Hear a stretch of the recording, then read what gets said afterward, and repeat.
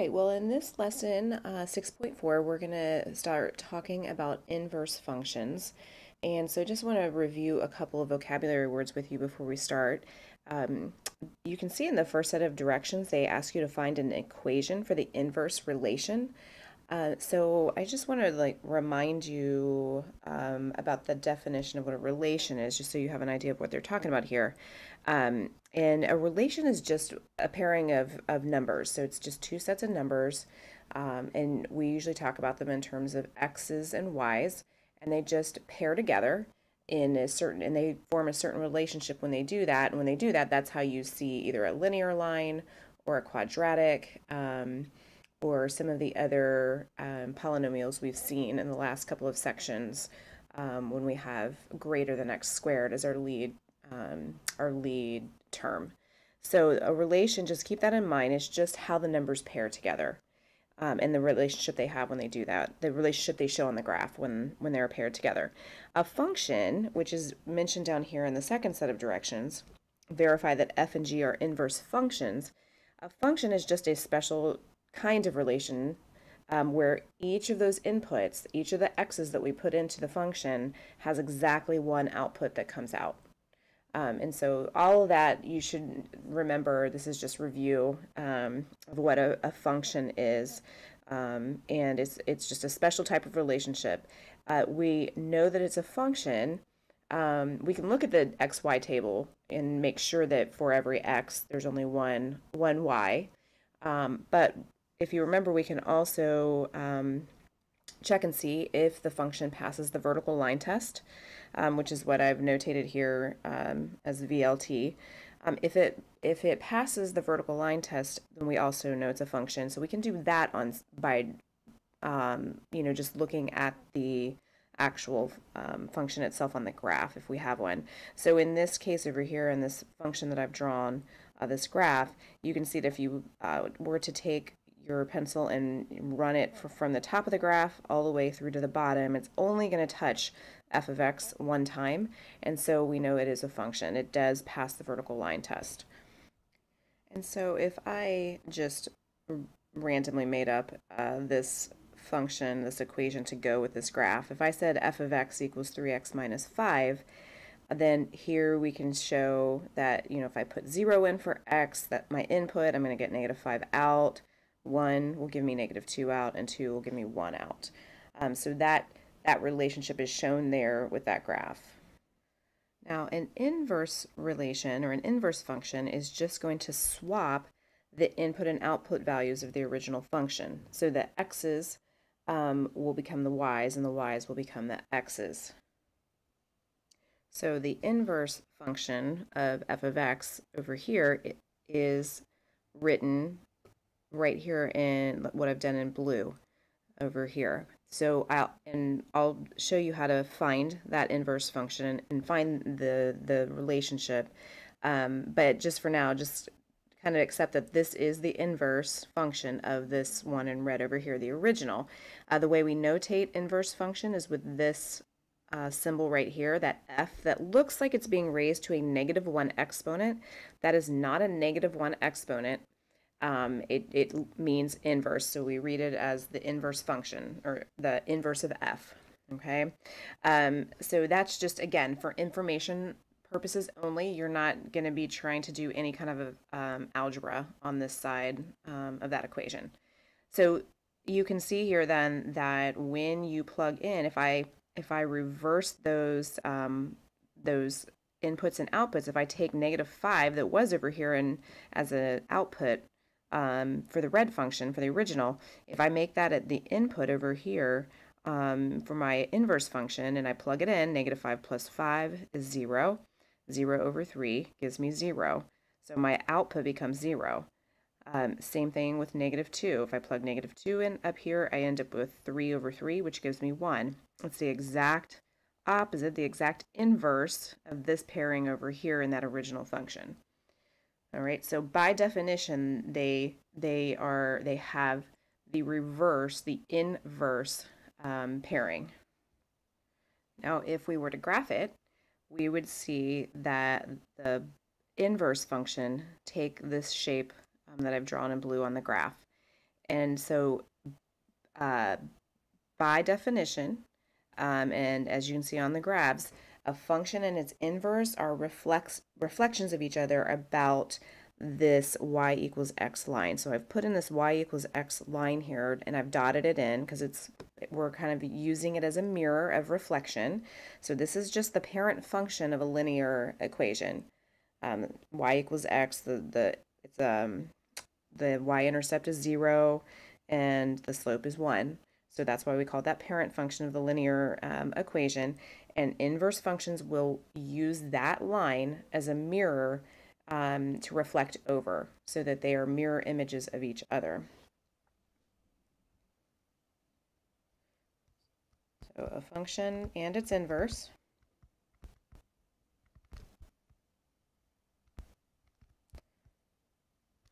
are reflections over the line y equals x. Okay, so now that we know all that and you can kind of visualize that a little bit better, let's go ahead and get to the problems and how to solve those. So how then do we find an equation for the inverse relation? So the very first step that you're going to do is you're going to swap the x and the y. So we're going to go over to the original equation, and where I see my y, I'm going to make it x, and where I see my x, I'm going to make it y. All right, so that is just us. We're just going to swap. We're going to swap x and y variables. All right, so after you've swapped them, we're going to now solve for y. So we're going to do the same thing that we always do in these equations and solve for y.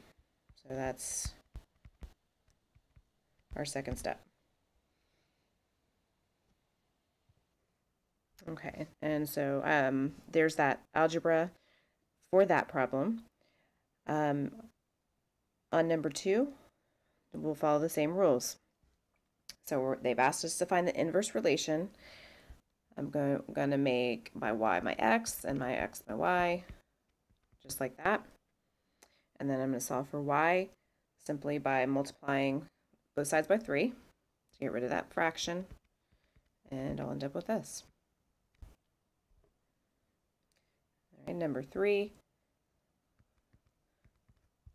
First rule, swapping x and y, and then add 3 to both sides, divide through by 6, and end up with this.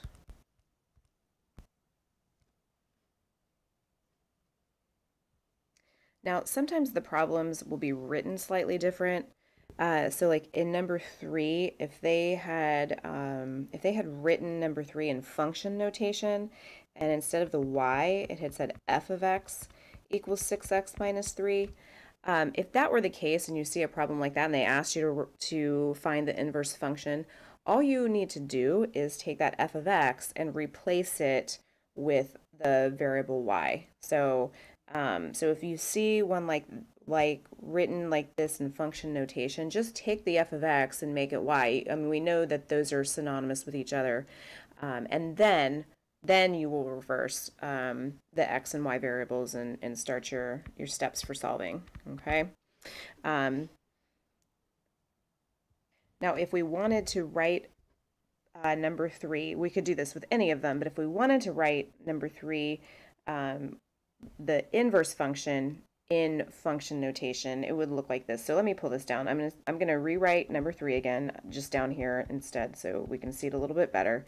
So this is the original function written in function notation, and I found my inverse here by swapping x and y. If I were going to write it in function notation, I would write inverse of f, and then I would write in the equation that I found. So it's just slightly different notation that you're going to start seeing. Anytime you see 2 functions, one's called f, the other one is f with the -1 up there in the superscript, you know that they're inverses of each other. Of course, they do not have to use the letter f all of the time. They won't. But if those two letters match, and one is the inverse and the other is the original, you're gonna know it based on that notation. So now if we move down to number 7, the directions have changed. They are not asking us to write the inverse function or the inverse relation like they did above. Now they're giving us the two functions, one f and one g, and they're asking us to verify that they are inverse functions. So by definition, f and g are inverses if we do these two composite functions over here and they both equal x. Okay, so this is what we did on the worksheet 6.3, I believe it was. We learned how to find composite functions by taking one function and sticking it into the other function and solving. So that's what we're going to do here. We're going to find f of g of x, and if it equals x, and g of f of x also equals x, then these two functions are inverses of each other. If you graphed them, they would be reflected across that y equals x axis. Okay, so we have to come over here and find f of g of x. And so I'm taking f's on the outside of the parentheses.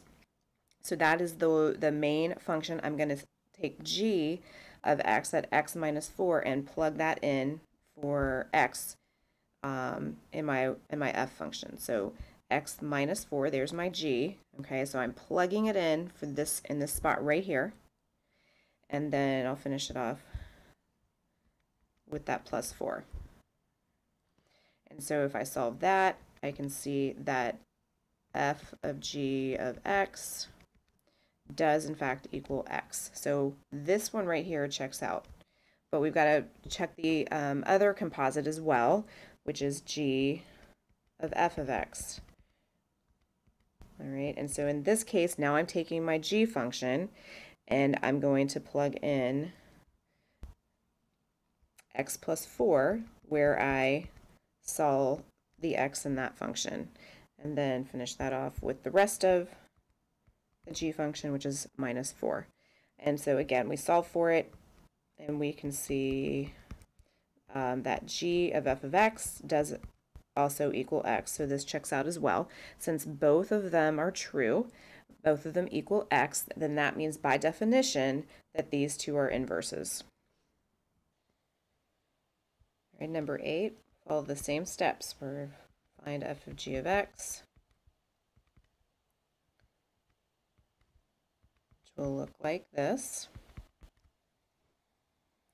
And we can see that when we do that algebra, the 7 and the 1/7 will cancel to 1, will reduce to 1, and we'll end up with x. So the first composite works out with the definition. We'll try the second one. And again, we can see right away that this is going to work out as well. So these two are inverses. So that means if we were to graph them and put in that parent function of y equals x as our line of reflection, these two would be perfect mirror reflections across that axis.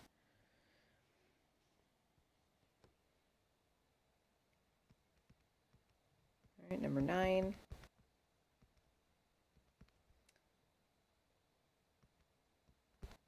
We're getting into some radical notation.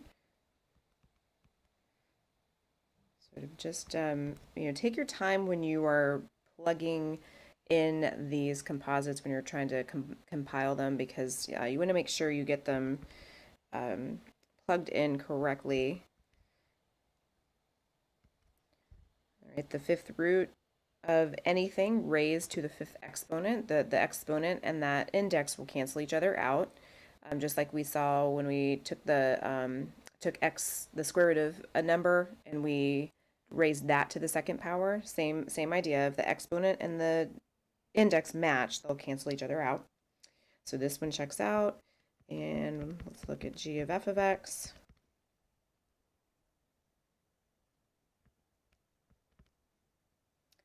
fifth root of x to the fifth. Again, we see that those two cancel as well, and so we end up with these two as inverses as well. All right, and then number 10.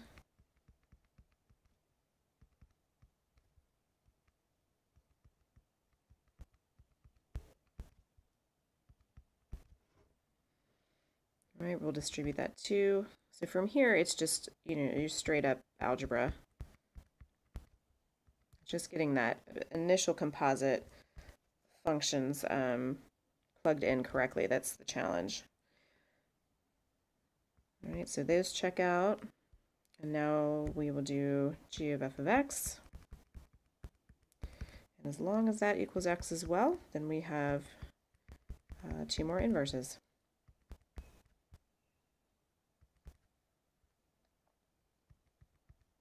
Yep, and x minus 2 plus 2 also equals x. So this is how we verify. They want you to just prove that each of those composites equals x.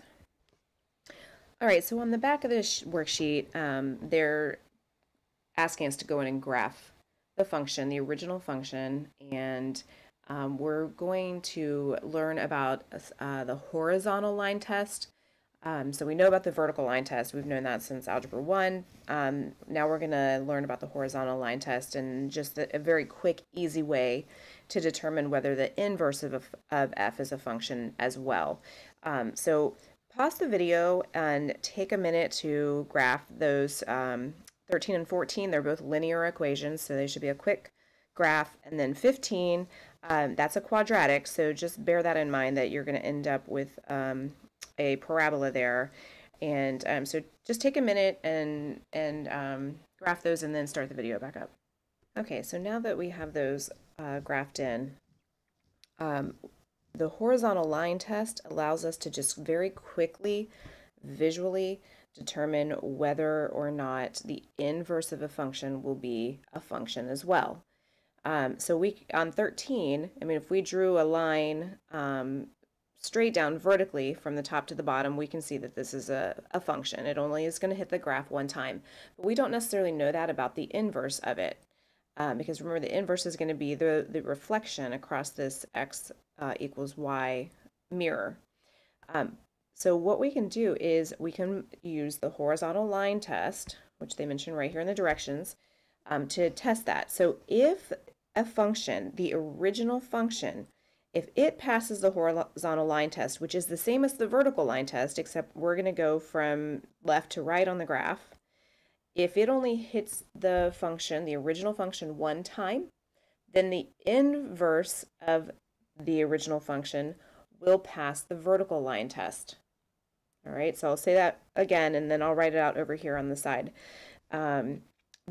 If the original function passes the horizontal line test, which just means that we're going left to right on the graph, and if that line, when we go left to right on the graph, hits the original function one time, then we know that the inverse, if the inverse were graphed, if we took the time to graph the inverse, it would pass the vertical line test. If it passes the vertical line test, then it is a function. Okay, so then looking at number 14 and applying this idea over here, if our original function, which we have graphed, passes the horizontal line test, which in this case we can see that it does, just drawing a quick line left to right, then we know that our inverse function, if we were to graph it, would pass the vertical line test and is definitely a function. So in answering the questions on 13 and 14, I mean, what they asked us to determine is whether the inverse of f is a function. They didn't tell us we had to graph it. They just wanted us to do it based on the graph from the original function. So yes, the inverse here would be a function, and as well as here, the inverse is going to be a function. So just make sure you're noting that. We're not talking about whether the original is a function. We're talking about the actual inverse, but we're not going to graph it to determine that. We're just going to base it off of the horizontal line test on the original function. Now on 15, you can see that it does not pass the horizontal line test. All right, it'll go through that function twice. So it's going to go through twice, which means that it fails the horizontal line test, which means the inverse function will not pass the vertical line test, and so the inverse is not a function. All right, and look on in your book on page 440. So on page 440 in your book, there are a lot of other examples of when one function passes or fails these different tests and what that looks like.